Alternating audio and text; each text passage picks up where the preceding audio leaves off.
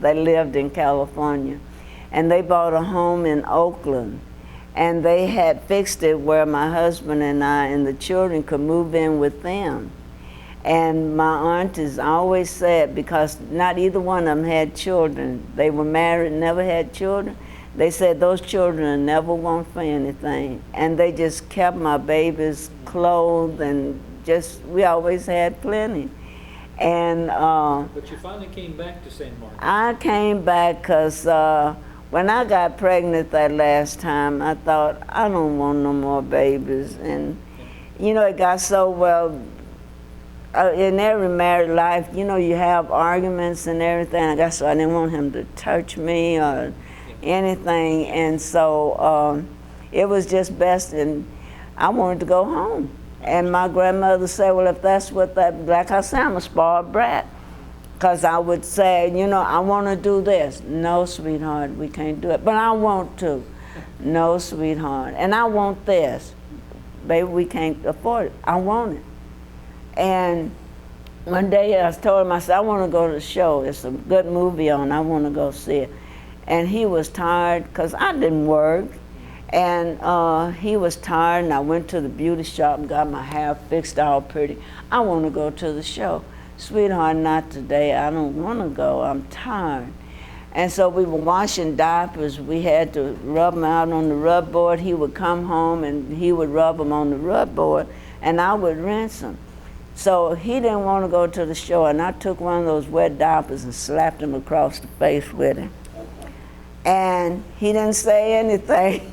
He walked, he dipped the diaper in some water, walked all the way around and came into our room and wrung that diaper out right on top of my head, messed up my pretty hair. But we went to the show.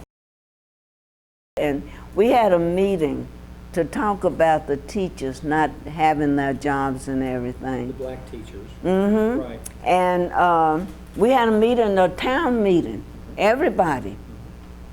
And one of these old Caucasian men, well, I don't want no Negro teaching my children.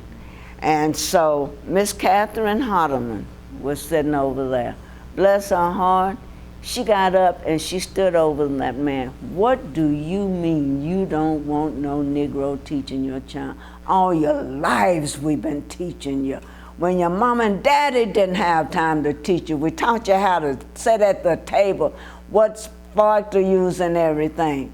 We taught you everything you know, and now you don't want a Negro teaching your children. And he just sat back, turned red, and just looked up at her. And the teachers were in the grade then. But she sure did. I guess he thought I better shut my mouth. But that upset her. Yeah. And she started teaching in Buda. Because we wasn't routing or killing or anything, everything just went smooth. Right. Just smooth. That's And, good. and my children would come home, they didn't complain about anything. And they wanted to take Latrice up another grade, and her daddy said no, because she finished high school when she was 16. And she started to college, and she finished in 3 years. And so, no, it wasn't any problems. If it was, my children didn't say anything about it. And Michael was in California. I went to California to see him graduate. I married again to an older man, because by then I'd got my divorce. And then I married again to an older man, Dr. Bell. Okay. He was educated doctor, PhD, and everything, and I thought he had some money. So you were wrong, I guess? Oh, yes. But The you man- had 2 more children. I had twins, Had twins. and the man almost drove me crazy. Oh my gosh. Oh, the man almost drove me crazy. You're Dr. Bell's wife. And to dress like I'm dressed now, you're not supposed to be dressed like that. Was You're he an Dr. MD Bell's or a wife. professor? PhD. PhD. Okay. And we go to church. I started going to his church. And I sit with people my age. you're not supposed to sit over there with those common street people. You sit over here with some of those old retired teachers, that's prestige. And I had to drive his Cadillac because that's prestige.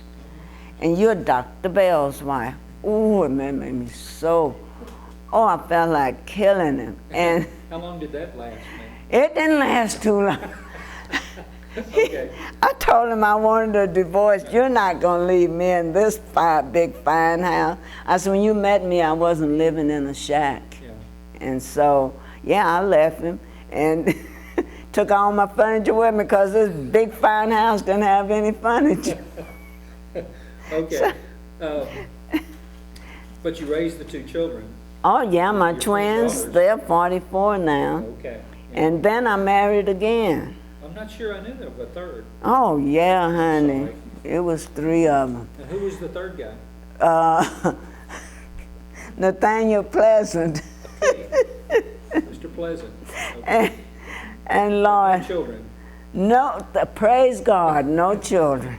Okay. I tried to kill him and tell God he died, Okay.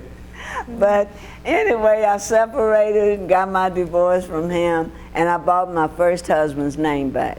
I see. That's how I'm Giles I again. see. Okay. So, Well, you go to Durham down in San Antonio, right? Get and some then accounting. after the third husband, that's when I went to Durham Business College because I worked in a fiberglass plant there in Seguin. And I was cooking in a restaurant because I was having trouble with my hands, and the doctor said I never would be able to cook anymore. But I had to get away from the second husband, so I started cooking in a restaurant again, and I cooked at night. So my oldest daughter would be there to watch the twins, because the twins stayed in the hospital for the longest.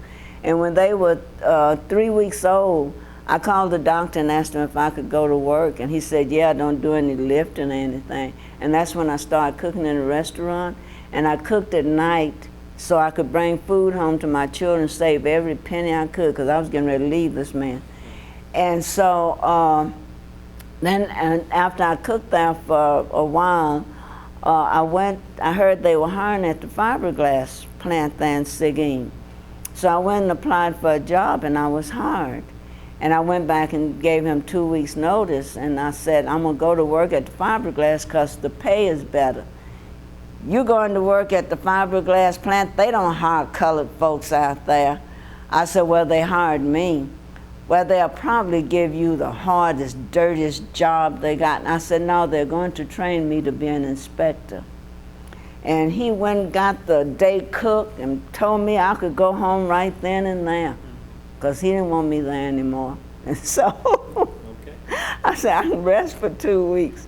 And then I went to work at the fiberglass plant, and I was an inspector of fiberglass. And for the longest, I was the only African-American there. I see. And I kept asking them, y'all gonna hire any more African-Americans, any more Negroes? They said, yeah. And I stayed there 3 years, the San Marcos Baptist Academy. That's what it's going for. And I went to the Baptist Academy because I went around to different offices because I didn't have office experience. So how can we get experience if nobody hires? Right. And 2 days after I finished school, they got me a job at a CPA office in San Antonio. And I worked for that CPA office for a year. And I learned all I could about accounting and everything. And then when I applied again, I applied at the academy, and they hired me. And President Byram, he was the president then, Jack Byram, and he had to interview me. They said the president never interviewed anybody. But he interviewed me, and he said, do you realize that you're going to be the first, I know what he wanted to say, and to hold the position you're going to hold here at the academy? I said, yeah. You know, I don't have any problem with it. I'm here like everybody else, and as long as I qualify for the job, that's what's important. 23 years. San Marcos Baptist. I worked in that office. I've always belonged to different organizations within the city, And I was always down in the city raising hell with them. We need our streets paved. Right. That's the Dunbar neighborhood. Right. We need they named it, they stopped calling it Colored Town and started calling it Dunbar after they named the school. They had, and I'm gonna back up a minute. Okay. They had the school board, they had a Negro school board also. And they had to change the name from Color School, and the Negroes submitted 3 names: Ola Lee Coleman, Boston Grant, and Paul Laurence Dunbar. They had to present it to the white school board. To make the decision. And so they decided on Paul Laurence Dunbar, and that's where this Dunbar and the Dunbar neighborhood came about. I see. And I marched down there and got the streets paved and everything. And hey, once I walked in City Hall, because I was always down there with something. And one day I walked in there, getting on the city council meeting, I heard one of the city council, oh hell, Miss Giles is here. And so, but we got what we wanted. Yeah. And when the Marshalls bought this building, the school board had it up for sale after integration. The Marshalls bought it, and I've got a copy of the deeds, and they wanted to, they dedicated it to the city to be used as a recreation center for the neighborhood, for everybody. And so the old Army barracks that they moved down to make an extra classroom because they need the classroom, and they moved Army barracks down here from Camp Swift. We used to have a meeting over there, and the city started storing a lot of junk in there. And I went to City Hall, y'all gonna have to get that junk out of there. The Marshalls bought it for a recreation center, let's fix it up. So they fixed it, and they put carpet in the floor and everything, and we start having meetings here and everything. And I get excited, and I start talking loud, and Rodney said, Ollie, when you get up there, we have to turn the volume down. And so yes, and I've served on just about every board, Parks and Rec, the Cemetery Association, Human Service Advisory Board. I told him I'm gonna serve on something down there until I die. I'm gonna make sure City Hall stays straight. And